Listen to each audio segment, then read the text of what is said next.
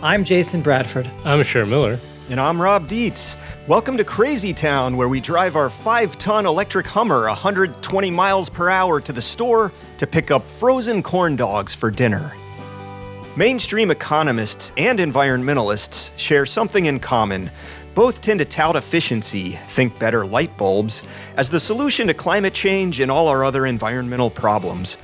But the little understood Jevons Paradox intervenes to overwhelm any progress that comes from improved efficiency. We skewer the efficiency gains of electric vehicles, lighting, and plenty of other sectors, and we cover ideas for avoiding the efficiency trap, including unveiling our new political platform, which is sure to take the country by storm. Hey, Jason. Hey, Rob. Good to see you, buddy. Hey, Cher. How's it going? Good. Okay. I was dreaming of warmer days, sunshine, being hot, whatever. Thinking back on when my family went out to Sun River, which is east of us here in Oregon. Sun River. Yeah, this beautiful river that runs through, and you can go rafting. So one day it was really hot. We went down to the river. We were going to go rafting, and there was a car parked there. It was a Tesla. And I walked by it and I realized that they had left the air conditioning on. They just left the car on running to keep the car cool in the heat until they came back. From rafting. 3 hours of rafting or whatever. Right. That's kind of absurd. And I was just like, is this what we were going after with this whole EV thing? This is what it's all about? You wouldn't do that if it was an internal combustion engine going on, but you feel some people might, but at a parking lot outside I'm sure that person Walmart, didn't think that they're doing anything, bad for the environment. Right. So I wanted to talk about EVs for a little bit, if that's cool. Oh, okay. Yeah. We all drive EVs, because let's just be honest, raise up our hands and say, we all... When I borrow my family's car, yeah. Okay, well, you have an EV in your family. Yeah. I have one. We're not anti-EV necessarily as people, but there's something going on with EVs right now, which is there's a whole bunch of models coming online, and something is happening with them, which is a lot of fixation on power. Mm-hmm. So there's a great piece actually that was published in Wired magazine called EVs Have Gone Too Powerful, right? And it talks about how there are all these supercars, that have EV versions or are fully EV, Lotus, Tesla, Mercedes, BMW, others, where these EVs can go 200 miles per hour. They can go 0 to 60 in 2 seconds. 2 seconds is like amusement park scary. Yes. I remember getting on a ride that was most roller coasters, they take you up a huge hill and drop you down. But this one, it just started kind of on a slingshot. So you get in the car and it blasts you off and did those stats. Right. 0 to 60 in 2 seconds. They advertise this. You're like a G-force on your face. It is. And my guts felt like I was going down a huge hill. So it's like if you drive this car, you hit the pedal to the metal. It's like an amusement park. Here's another crazy one. China is apparently making a whole bunch of EVs now and really hitting the market. And they're cheap, right? Yeah. They're actually, I think, starting to penetrate in Europe and other places. The main company, BYD, they made an electric vehicle called the U9 that could hit 293 miles per hour. Very, very safe at How that is it speed. Street legal? How fast have you guys gotten, honestly, in a car? Oh, I've gotten 113 maybe. I was on the Autobahn in Europe in a Saab Were turbo. you driving it? I was driving it. You were driving it? Yeah, okay. and then this Mercedes sedan, emerald green, came on my tail at 135 and was pissed that I wasn't in the right lane. Right. Yeah, God forbid. What have you done, Rob? I think I've been to about that, 115, 120. My friend, 120. when I was a high schooler, he bought a used cop car at auction. And he was a pretty good driver, but that's pretty damn unsafe Some anyway. 17-year-old kids going 120? I've gone over 100, I think, on I-5. It would be a bit nerve-wracking. Yeah, it's nerve-wracking. So imagine going 293 miles per hour. Most professional race car drivers wouldn't feel comfortable at that speed. No. But it's not just these supercars, right? Are kind of sold as sports cars or whatever. Regular cars that are EVs, are amazingly powerful, and the technology is incredible. But you got to wonder about it. The Volvo has a urban electric vehicle called the EX30. 2 motors, all-wheel drive, can do 0 to 60 miles per hour in 3.5 seconds, which is, just think about this. That's a full second faster than a Porsche, a traditional Porsche 911, right? Yeah. That's crazy. Right. Here we're talking about this rapid increase in power, but man, these freaking things are heavy too. I looked up in the Kelly Blue Book, had this interesting little table with the heaviest electric vehicles of 2025. And I'll just give you guys a few of the winners. Yeah. So coming in fourth place is the Tesla Cybertruck at 6,600 pounds. You got the Rivian R1T at 7,100 pounds. I see a lot of those around. Yeah, there are a lot in this town. Then we got the GMC Sierra EV Denali. Remember we did that episode where we talked about how you name vehicles after the things they're destroying? This is named after the Sierra Nevada mountains and Denali. Right. So they're just like covering. Denali is not Denali anymore. They changed it back to Mount McKinley. Good. And at 8,900 pounds. Okay, weighs as much as Denali. And as usual, the winner goes to that venerated car company Hummer, which has an SUV that's almost 10,000 pounds, 9,700 pounds. One of the main reasons or maybe the reason these cars weigh so much is because an EV battery might weigh 2,000, almost 3,000 pounds. And so then if the battery weighs that much, you also then have to beef up every other component of the car to handle the weight of just the battery. Crazy. Well, I think if we're talking about weight, we got to talk about the lighter vehicles too, which I have to go to the bike. Like a bike outfitted with fenders and racks, and so that's about 25 pounds, right? So that's 388 bikes per Hummer. Yeah. 388 people could fit on bikes. Yeah. Although maybe apples to apples, we should be looking at e-bikes, right? Because the Hummer's powered, the e-bike is powered. So that's maybe 50 pounds. So you really only get 194 bikes per Hummer. I think that's fair, more fair. So what you're saying is you could have 200 people on electric bikes for effectively the same weight as one Hummer. Which maybe has 6 people in it or 8 maybe even if you stuff them. I don't know. Let's be honest. Mostly drive by one person. Yeah, 1 or 2. Right? Yeah, and a dog. Yeah, maybe. Yeah. The reason I want to bring this up is it's back to that example I gave of that Tesla, right? Just like because they can, it feels like it's not polluting to the environment. They're just going to leave the fucking AC on for 3 hours. Can we just bask in the ridiculousness a little longer? Like they couldn't stomach the 2 minutes it would take for the car to cool back down if they turned the AC on when they got to it. And I'm telling you, so like my son has an electric vehicle. Yeah. The speed at which not only it goes from 0 to 60, but it goes from 98 degrees to 70 degrees in the cab is remarkable. Like the AC and the heating is incredibly powerful too. It's like that was amped up. So if you are going at maximum speed, like taking off from 0 to 60, and you run that AC at do you actually go back in time? Good question. Yeah, you might. Yeah. It's people have touted the efficiency gains of electric vehicles over internal combustion engine vehicles. It's not just a matter of what comes out of the tailpipe, right? They're just much more efficient in how they use converting energy to work. But what we're seeing here is kind of the wrong type of efficiency, right? We're thinking about, like in the case of all these cars going super fast, right? Like how quickly can you go 0 to 60, or 100 miles per hour, or 293 miles per hour. It's all about the efficiency of time, right? How quickly you can get from one spot to the other. It's not about the resource efficiency. Okay, so then time efficiency, really the real term in physics is then power, right? They're caring about doing work very quickly, right? And that's power. But the irony, of course, is that you accelerate at incredible speeds and you merge onto a crowded freeway. Right. And sit around. And say, yeah. So if we were going to think about measuring things differently, right? Like instead of how fast a thing can go, or even like the distance maybe, it's thinking about the distance traveled per energy input into it, right? So if we think about it as like how much energy is actually being consumed. Let's do this in metric system. Help us out. Okay, well, so let's talk about kilometers, right? Okay, that's metric, yes. And we could talk about joules or megajoules. Those are metric. Okay.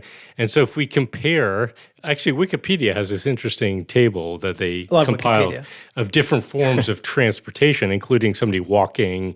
On their list, the worst passenger vehicle in terms of energy efficiency on their list is the Bugatti Veyron, I'm going to look that up. which I don't even know how much it costs, but it's like a supercar and it's probably costs hundreds of thousands of dollars, right? So what do you get for those hundreds of thousands of dollars? You get something that goes 0.12 kilometers per megajoule. Okay. Now I know our listeners could be like, what the fuck is a megajoule? What does that mean? What matters here is just a comparison. Okay. So if you keep that number in your mind, 0.12 kilometers per megajoule. Well, let's talk about the Hummer EV. Okay. The one you were just talking about that weighs almost 10,000 pounds, right? So you take the Hummer EV SUV, that's 0.7 kilometers per megajoule. So that's almost 6 times more efficient than the Bugatti. Okay? But the Bugatti is so much cooler. Have you looked at a picture of it? And how much does it cost, dude? I haven't figured that out yet. They don't make that many of them. They're not going to tell you either. That's to be negotiated at the shop. Yeah, if you are not rich enough that you have to ask, then you're not going to be able to get it. Exactly. Oh my God, it's badass. We lost Jason. Okay, so the Hummer EV, that's almost 6 times more efficient than the Bugatti. And really efficient. I mean, look at it. It can get 0.7 kilometers off of that megajoule. Yeah. Well, back to my example of the bike, Okay. My favorite piece of technology that humanity has ever invented, it'll go 9 kilometers per megajoule. So that's almost 13 times more efficient than the frickin' Hummer. And I think about this all the time. Like a bike, maybe I'll go back to English terms for a sec. You need 43 kilocalories, which we often just call calories in food. You need 43 kilocalories to go a mile or 1.6 K. So basically, you got to eat half an apple or maybe a little less than that to go 9 kilometers. When you put half an apple into a Hummer, you just don't get anywhere. Well, what if you put it in the DeLorean? Remember the DeLorean for Back to the Future? Yes. In fact, I think we've screwed up. The bike is not the most efficient vehicle ever. It's that DeLorean. You put the stuff in the Mr. Fusion, suddenly you're in a whole nother... it's like apples, banana peels, whatever. Whole other era. God, the DeLorean looked like crap compared to the Bugatti, though. Have you seen the Bugatti?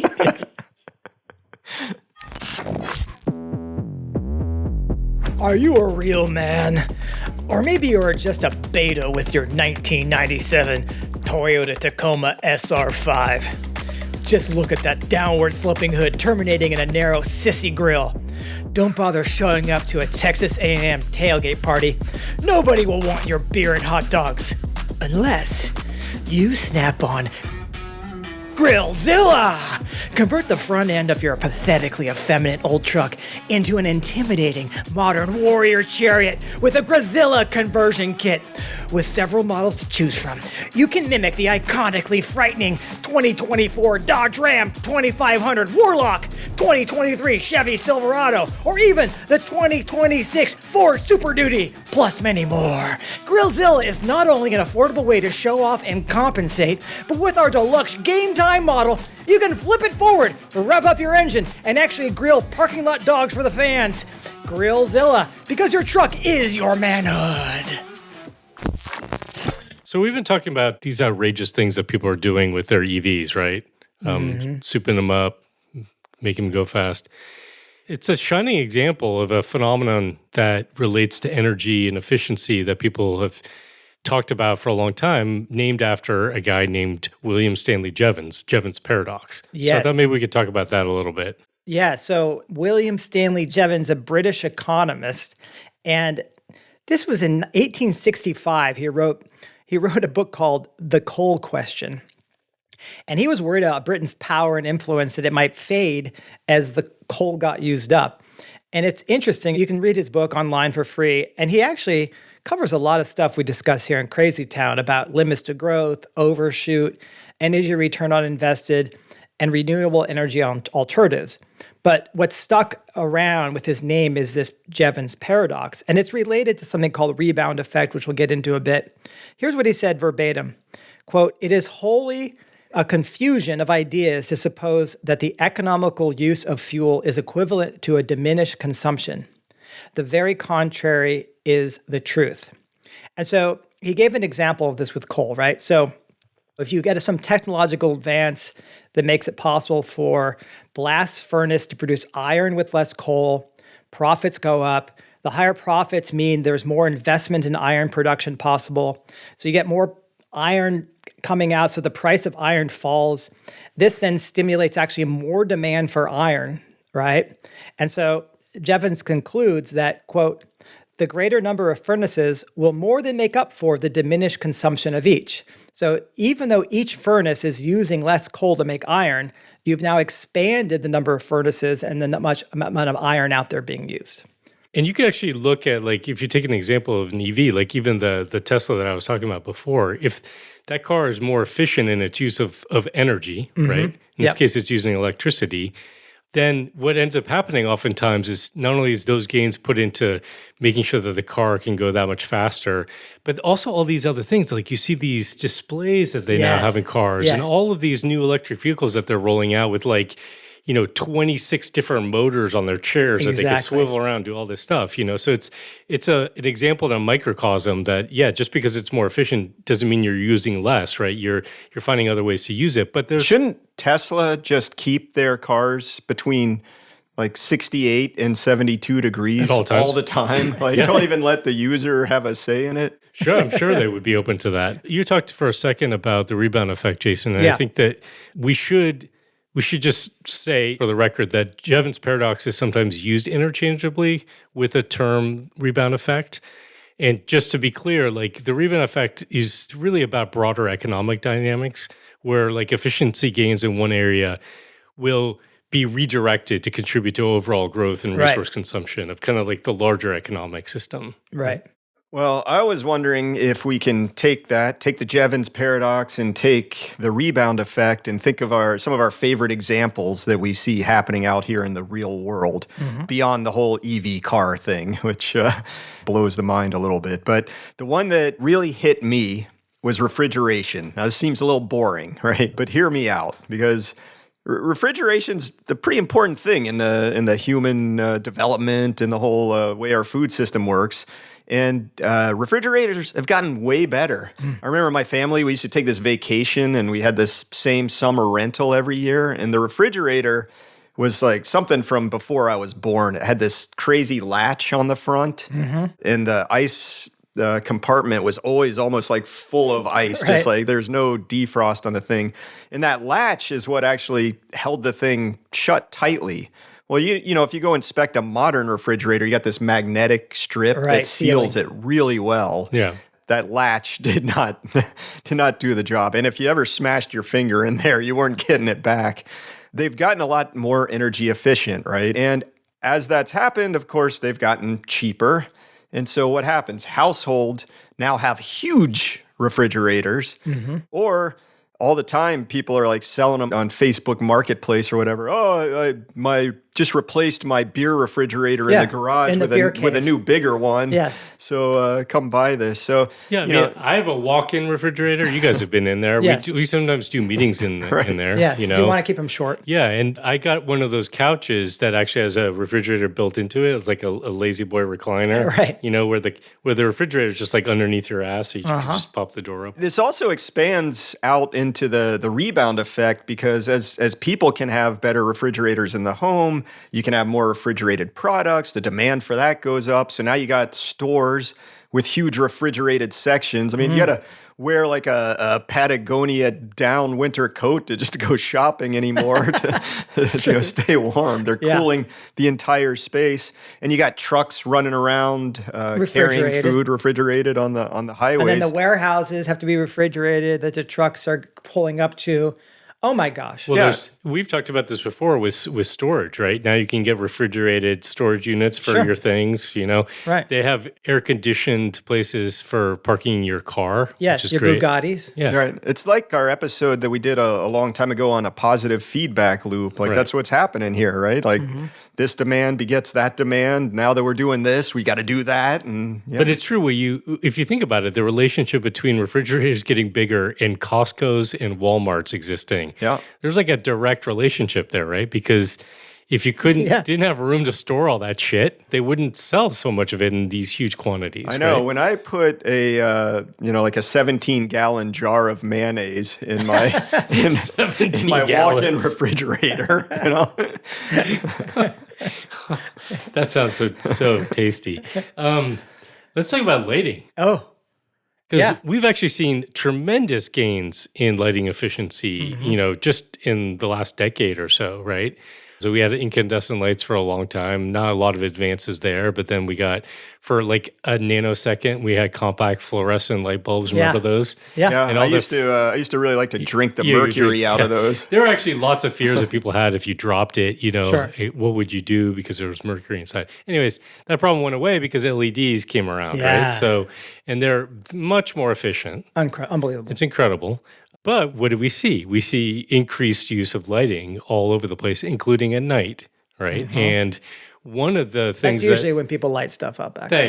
No, but you know what I'm saying? Like, keeping lights on all the time. All the time. Outdoor lighting and stuff all the time. And having more of it because it's cheap, right? Yes. So what ends up happening is we're seeing in just the course of a decade within that time frame, you look at satellite photos of cities who have transitioned their public lighting, from more traditional forms of lighting to LEDs now. The brightness of them is so much stronger that you could see it from space, and it's actually having impacts on the natural world in a pretty profound way. Well, and they're lighting up space too. Sure. They're just floating lights around the Earth. My favorite is the billboards. Yeah. You know how freaking many lights they put on these billboards? And I'm sure you can drive around and find a billboard that's advertising efficient LED lighting as its product. You know what I don't see anymore that I miss, kind of? Remember searchlights? Remember, like, every once in a while, there'd be, like, some car lot. They would rent a searchlight. And or just a movie theater. They were having, like, a premiere or something and like that. The clouds would be lit up from stuff. And why You aren't can't see them now. Yeah, it'd be like the Batman episode. Why aren't they doing that? I don't know. It's like they're it cheap. went out of style. LEDs. You can't see them because there's so much lighting now. You won't be able to see it in the sky. But so your example makes me think of Chevy Chase in Vacation. The Christmas Vacation, was there one where he's like putting the lights up on the house, right? Remember that one? Bright. And now can't figure out how to turn it on. And then the power guy busts. He wouldn't have that problem today because the LED is so efficient. The other thing that makes me think about is, one of the greatest movies of all time was European Vacation. That's a little bit debatable right there. Okay. There's some good scenes in that. Well, see, think of the original Vacation. They're in like a station wagon. They're driving across the U.S. Okay. But because of efficiency gains, okay, airline travel got a lot less expensive. The planes got lighter. They got more fuel efficient. Manufacturing got more efficient. There were more planes being built. They figured out to shove more people inside. Yeah. So now the average family could afford a European vacation, so they level up from their station wagon trip to a European vacation. And this is another great example of the rebound effect. Right. I'd say. Even just in the sense of, hey, I'm saving money on my lighting, my home lighting or my home heating or whatever. Yes. Because I've saved that money, what am I going to use it for? I'm going to use it to get on a plane or on a cruise ship or whatever it is, right? Yes. Yeah. Yeah, and then you get one of the greatest movies of all time. Thank you, energy efficiency. It won Best Picture in 1986, Probably. Right?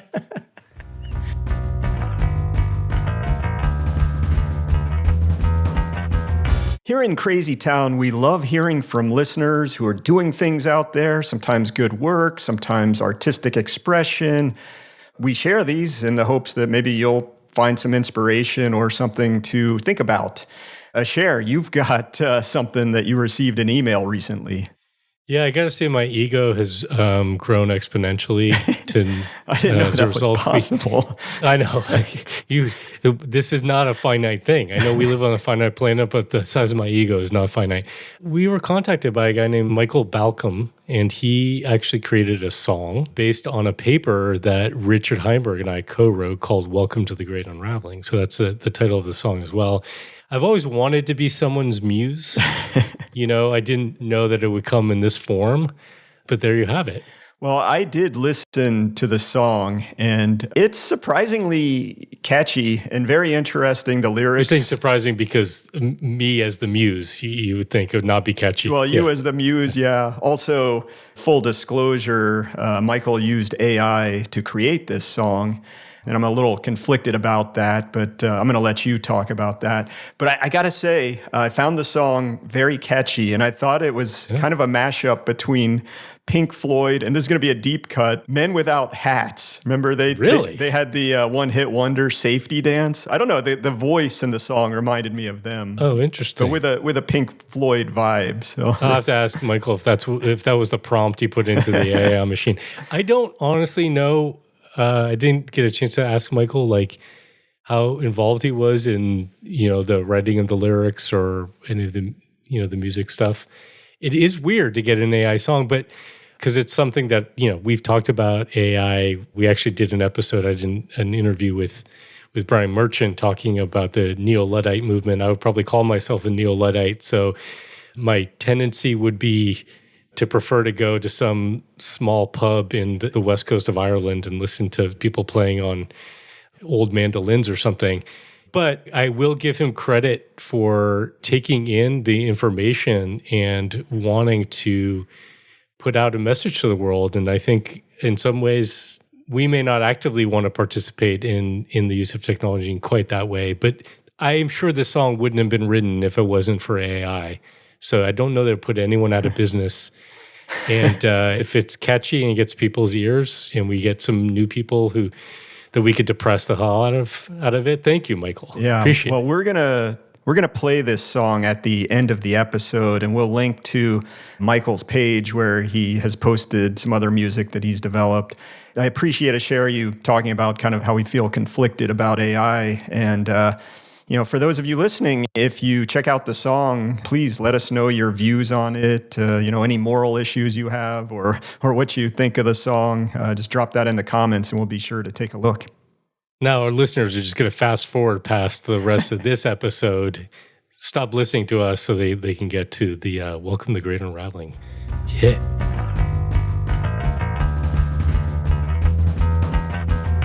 So some of the staunchest enviros out there, they recommend getting more efficient, and that's how you're going to solve our environmental problems.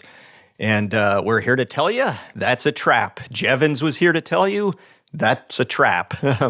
It's a trap. So how do we stop from falling into this efficiency trap? And I think the very first way, and maybe the most important way, is to hone your systems thinking skills. So, when something becomes more efficient and it becomes cheaper, there's not this simple linear relationship. Jevons was thinking in systems. As you were explaining, Jason, if efficiency in iron production improves, you need less coal to achieve the same results. And so linear thinking would say, great, then we'll just use less coal. But with systems thinking, you got to go a lot farther. You got to look at those relationships that you described. You need less coal to achieve the same iron production, but that means, hey, more profit. Now I can produce more iron, more demand for iron, blah, blah, blah. I whine about economists all the time and their failings and how crappy some of the stuff they do, but they're pretty good at this whole systems relationships, at least the ones that involve money. Right, not the environmental system. No. So if you want to get real about what's going to happen if you have an efficiency gain, you got to think in systems, you got to think the relationships. How does this thing affect that thing? And how do those relationships kind of build on each other? I have to say, there are maybe ways we could intervene actually at a system scale when you think about this. And a good example of that is the difference between maybe having a price on carbon and having basically a price on the consumption of resources or even BTUs or whatever it is. Because when you get it down to the source, then it maybe addresses the issue of, oh, well, you've gained efficiency in this one area of the economy, you're just going to use it elsewhere, right? Unfortunately, I don't think we live in a world politically where we're going to have a price on anything like that anytime soon. Well, put the idea out, and when the crisis gets bad enough, maybe. But let's talk about how hard this is to kind of think in broader systems, because even that article I was mentioning about, in Wired, which is, I thought, a really good article, the author was questioning, sort of the wisdom of making cars go so fucking fast. Right. Like, is that really the smartest thing? And I'm going to quote, he said, back to the Mercedes-AMG GT XX, which is one of these. Don't look it up, Jason. These cars, right? He points out that it, quote, features a new battery cell chemistry that allows it to charge at up to 850 kilowatts. That's a game changer right there, and tantalizingly promises recharging in mere minutes. That's an insane number. Hold on. I'm going to finish. Quote, isn't the speed at which you can recharge more meaningful in the real world than the speed at which you can hit 60 miles per hour? Yeah. Yes. But if you're thinking in systems like... Right. What kind of high voltage electrocuting device do I got to have at my house in order to charge that car? Well, I think 850 kilowatts. Well, let's imagine. Okay, the reason you need it at your house is because it takes hours to recharge now. Right. Now, let's say you could recharge in a few minutes. Okay, we can use filling stations.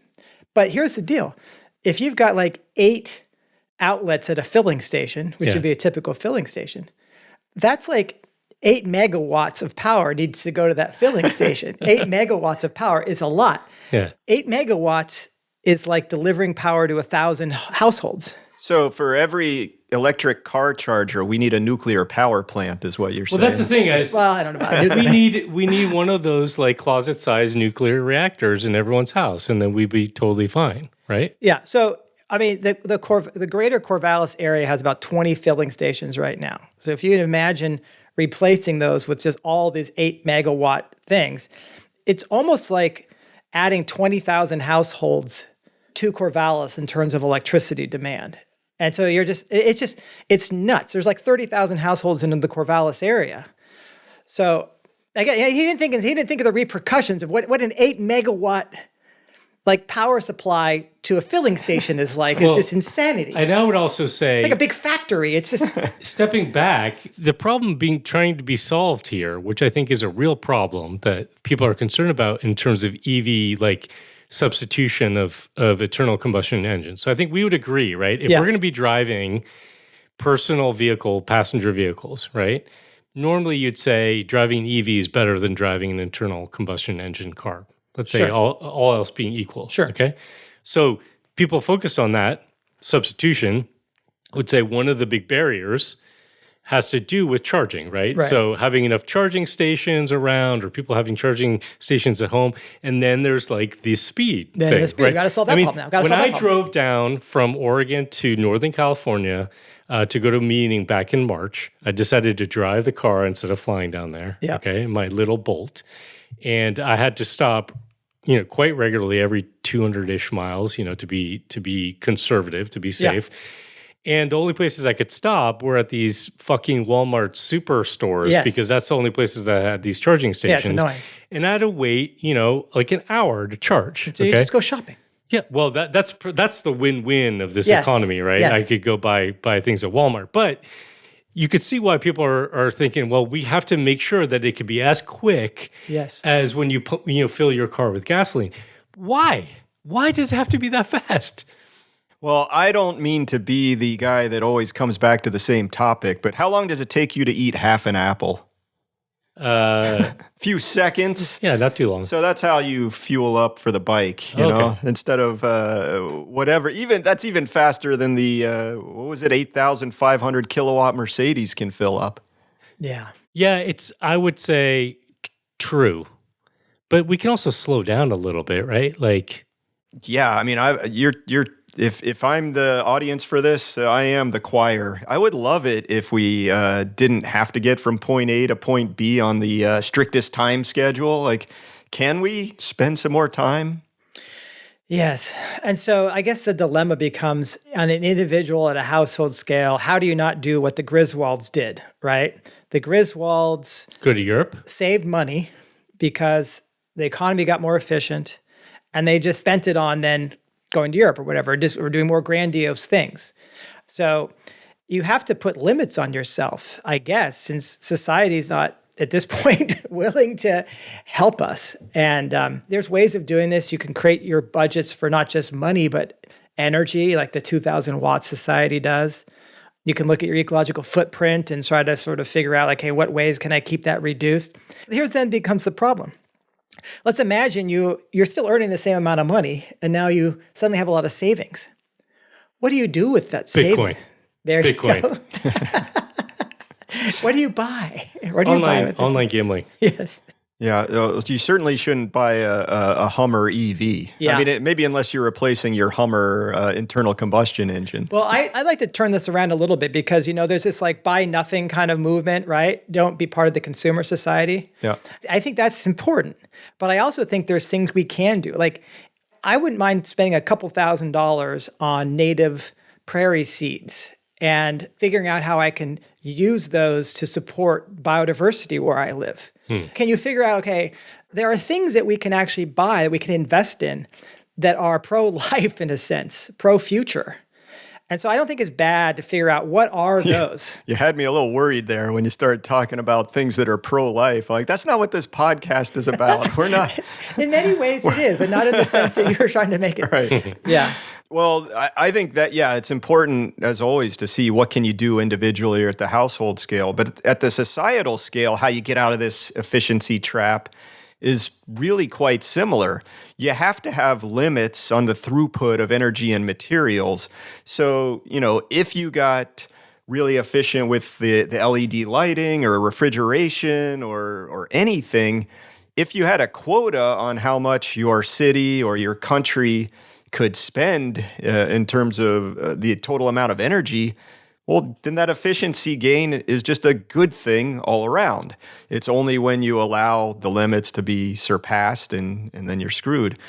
And then another way to get out of the efficiency trap is something you brought up earlier, Asher, which is what they refer to as wellhead taxes. So put your taxes on the thing that's causing the problem, in this case, fossil fuels and the mining. And if you tax that, then you're going to end up using less of it.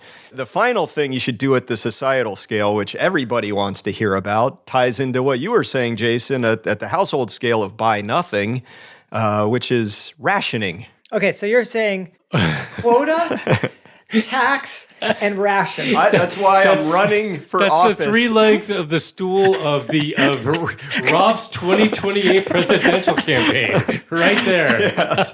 God, we are so popular. I cannot wait to be elected. With all the admin power that the presidency has been accruing lately, you know how many things I'm going to do? You can quota, tax, and ration like crazy. You'll be so popular. This is just, oh my God, we've got a new political movement in this nation. And we wonder why we have so many listeners to this podcast. Well, as soon as we get canceled for our shitty policies, we can sell our equipment and buy Jason some seeds. Thank you.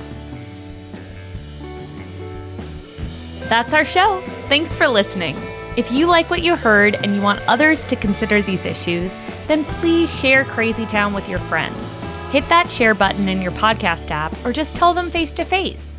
Maybe you can start some much-needed conversations and do some things together to get us out of Crazy Town. Thanks again for listening and sharing.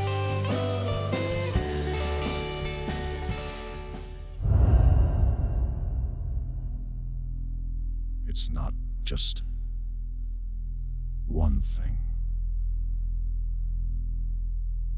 It's everything all at once. And we saw it coming. Welcome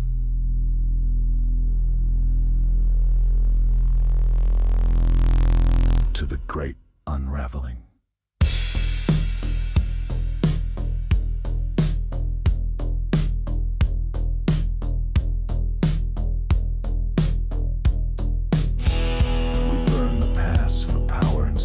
Chase more and more, forget need.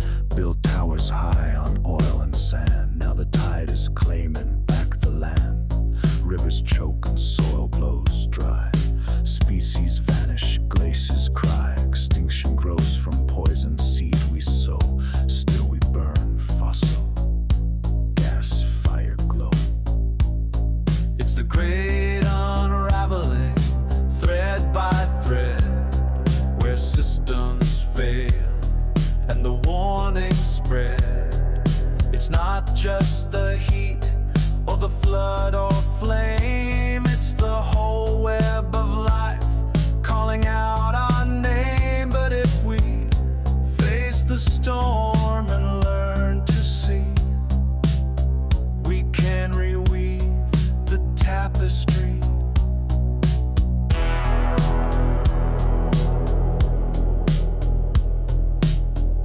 The rich grow richer, the poor are blamed. The rules are rigged, the grand prize is claimed. Racism masked as law and pride.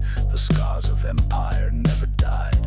From hunger lines to toxic well, plastic, agro petrochemical hell. Authoritarian rise, they divide, conquer, other with fear. Justice fades as they draw near. It's the great unraveling, loud and clear, when the truth we fear is here. It's not just collapse or feedback spin. It's what breaks out when greed breaks in. But if we face the pain and let love lead, we will survive and thrive to plant renewable, regenerative seed.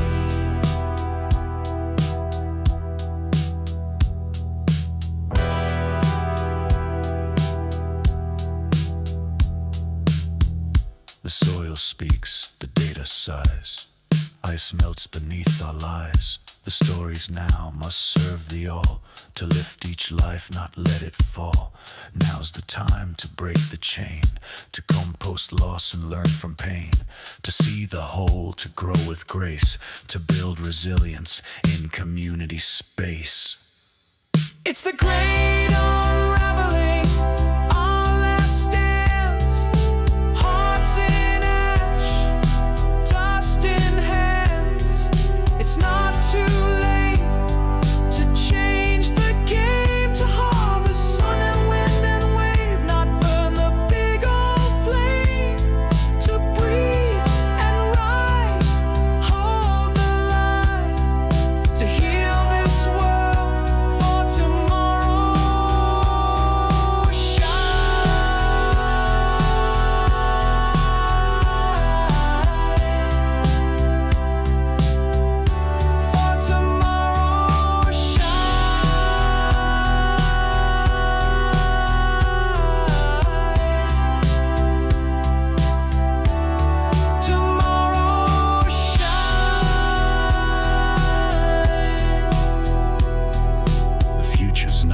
tailored, plying threads spinning through our hands.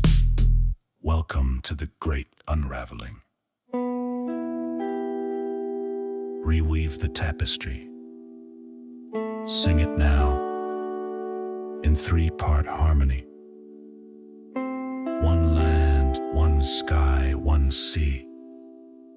We are nature, and nature are we. Profitability. Turn the polycrisis into the polyopportunity.